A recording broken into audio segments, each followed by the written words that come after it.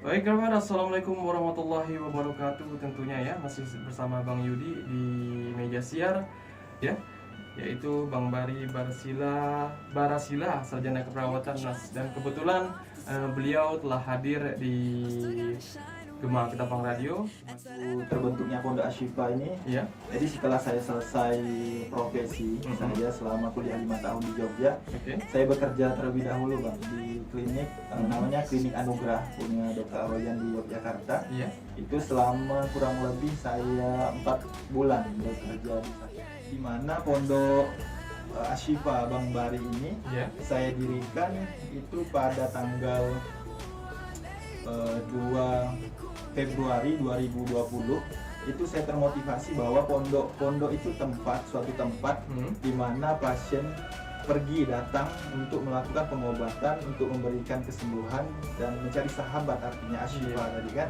Ashifa, Pondok Ashifa Bang Bari. Bang Bari ini kan kenapa saya kasih nama saya di situ Bang Bari? Saya tidak mau bawa background saya sebagai seorang perawat tadi kan. Betul. Ya, ini keperawatan, tapi saya ngambilnya malah Pondok Ashifa Bang Bari. Ashifa Bang Bari gitu ya. Bang Bari tadi ini kan nama saya, dan di Kalimantan yang terkenal bahwa panggilan itu abang, kakak. Iya, gitu kan. betul. Jadi bagaimana orang itu bisa mengenal saya dengan bukan background saya sebagai titel saya tadi, tetapi sebagai orang yang biasa ya. Nah, jadi medis dan Atibun Nabawi ini sebenarnya saling satu kesatuan Bang, tidak bisa dilepaskan. Jadi kita dalam proses pengobatan pasien itu ada namanya analisis medis, di mana kita harus tahu dulu keluhan pasien, dan juga kita ada prosesnya. Yang pertama itu kita tensi, itu kan termasuk medis. Iya, itu termasuk medis. Jadi kan kita tensi, darahnya berapa, udah itu kolesterolnya, labnya gitu kan. Iya. Jadi kadang kalau untuk pengobatan Atibun Nabawi ini kan lebih ke pengobatan alternatif atau tradisional. Jadi saya menggabungkan ketika pasien datang itu kita tensi dengan keluhan, misalnya saya kasih contoh bahwa pasien ini mengalami hipertensi kan kalau dalam pengobatan medis nanti ada pengobatan namanya, saya sebut obatnya misalnya amlodipin. Tetapi untuk khusus di Pondok Ashifa Bang Bari ini saya menggunakan obat-obat herbal. Obat herbal seperti madu, habatus sauda, misalnya ikan salmon dan gamat kayak gitu.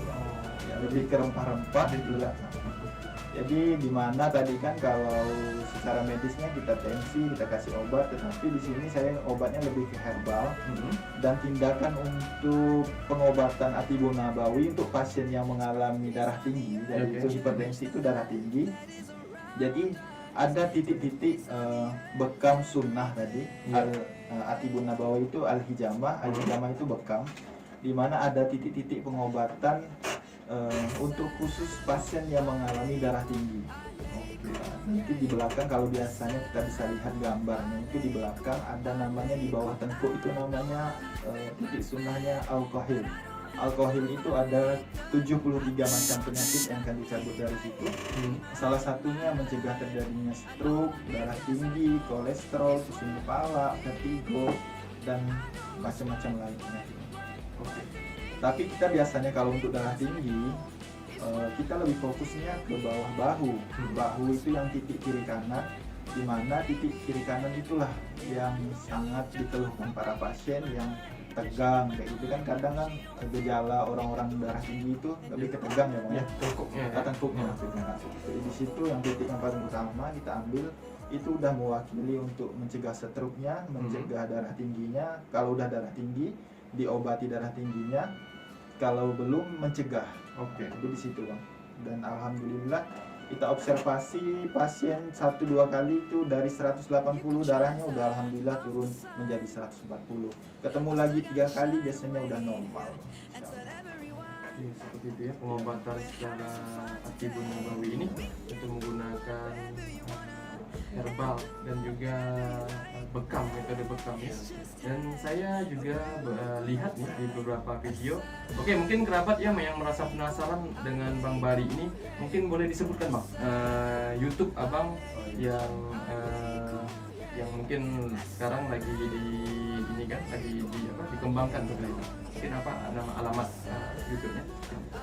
Jadi mungkin ada abang kakak maupun ibu bapak yang ingin melihat pengobatan saya dan teknik pengobatannya, Oke. bisa buka channel YouTube kami, yaitu Bang Bari Official. Oke, Bang Bari Official ya.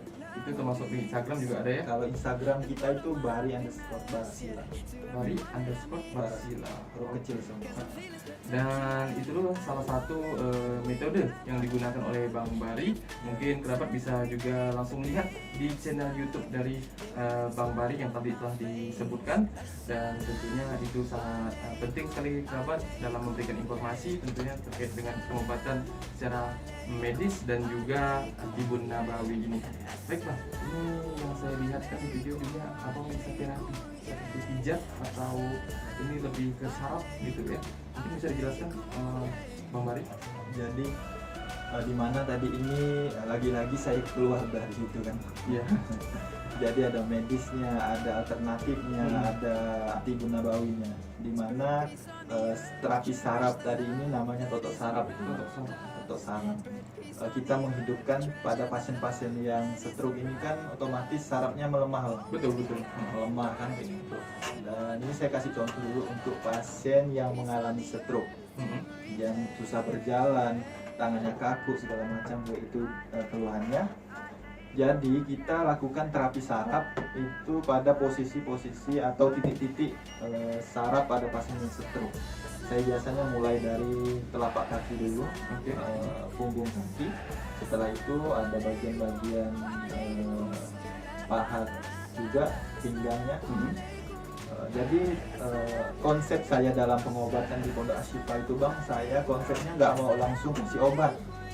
Dimana prinsipnya saya harus memang kerjanya agak lebih lama, tetapi insya Allah, alhamdulillah pasien-pasien yang telah berobat itu ngerasain, walaupun satu kali berobat dan ngerasa ringannya, udah ngerasa ada perubahan sedikit demi sedikit. Bertahap. Jadi setelah kita terapi, kita betulin saraf-sarafnya, kita aktifkan lagi sarafnya dan aliran darahnya lancar, baru tadi masuk ke al-hijamah tadi, atibun nabawinya, dibekam. Bisa diobati oleh Bang. Alhamdulillah kemarin ada gagal ginjal Bang. Gagal ginjal ya? Gagal ginjal, jantung, kelenjar getah bening, kanker payudara, tumor. Saya pengobatannya bukan hanya fokus kepada orang dewasa, tapi juga semua usia. Dari anak kecil, bayi sampai orang tua. Kadang kasusnya bervariasi sih Bang. Kalau anak-anak itu biasanya susah makan, nanti kita terapi pencernaannya.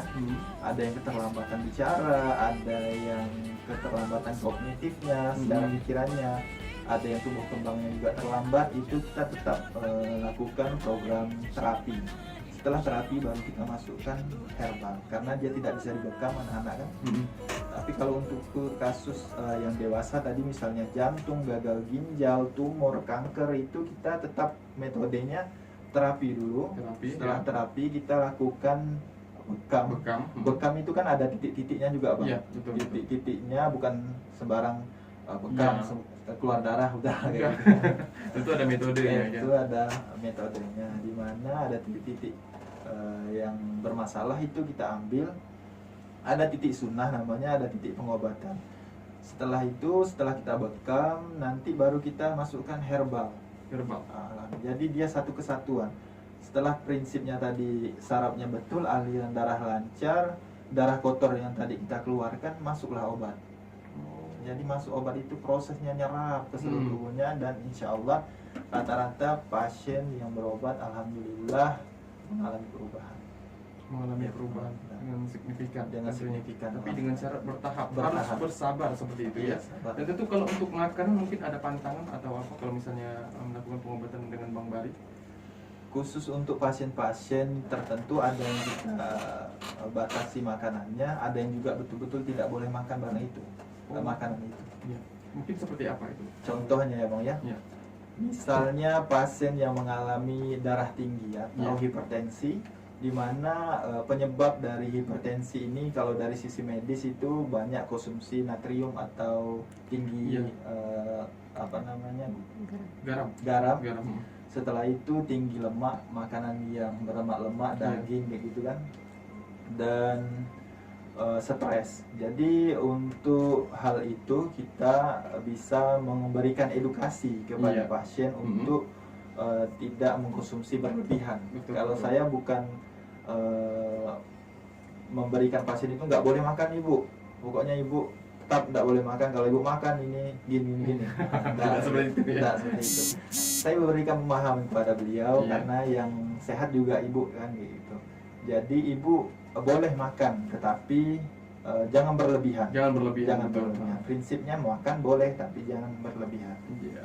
Tapi ada beberapa pasien yang memang saya berikan edukasi memang tidak boleh dimakan dalam beberapa bulan, Bang. Oke, itu seperti apa contohnya? Contohnya seperti pasien yang ini, Bang, mengalami kanker. Kanker.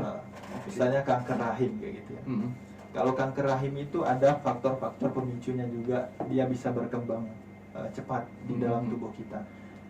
Ketika ini misalnya dari sisi medis ini saya jelaskan bahwa makanan yang tidak boleh dikonsumsi itu seperti yang dibakar-bakar, Bang. Oke. Makan yang dibakar, makanan seafood, Mm-mm.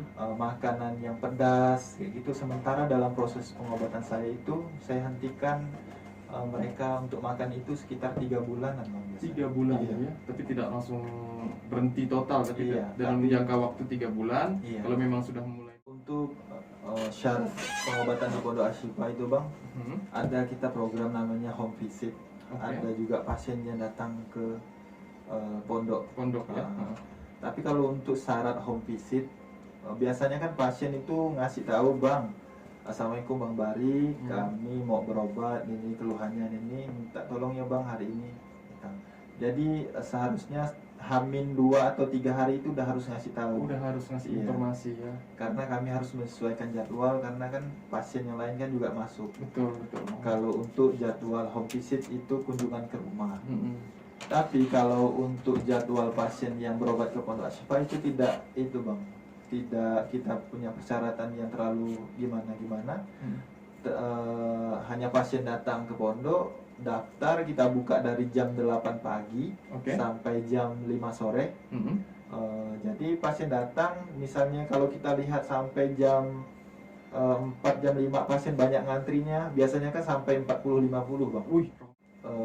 Permintaan warga Ketapang tadi bahwa pengen akan melakukan pengobatan dengan Bang Bari dan tim saya di Pondok Ashifa. Jadi insya Allah kita akan melakukan pengobatan. Ini sudah berjalan dan akan juga datang tim saya pada sekitar tanggal 20 atau 21 atau 22. Insya Allah akan dilaksanakan tadi pada beralamatkan yang telah kita sebutkan tadi. Iya. Di alamat Jalan Hayam Muruk ya. Jalan Hayam Muruk, RT 02 RW 001 Desa Sukabangun Dalam. Oke. Baik Ibu Bapak semuanya, mungkin itu yang bisa saya sampaikan. Yang salah yang saya katakan tadi itu datangnya dari saya sendiri, kebenaran hanyalah milik Allah Subhanahu wa taala. Salam sehat dari saya, jangan lupa untuk selalu jaga protokol kesehatan, tetap jaga imunitas tubuhnya, jangan stres, makan gizi seimbang.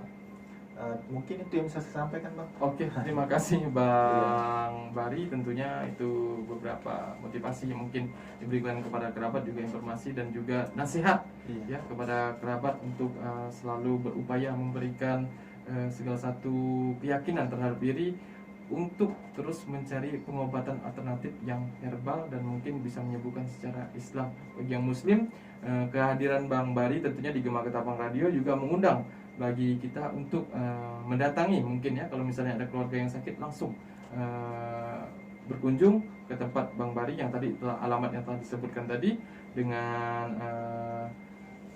tempat yaitu Desa Sukabangun Dalam ya, di Jalan Hayam Muruk RT 02 RW 01. Baik.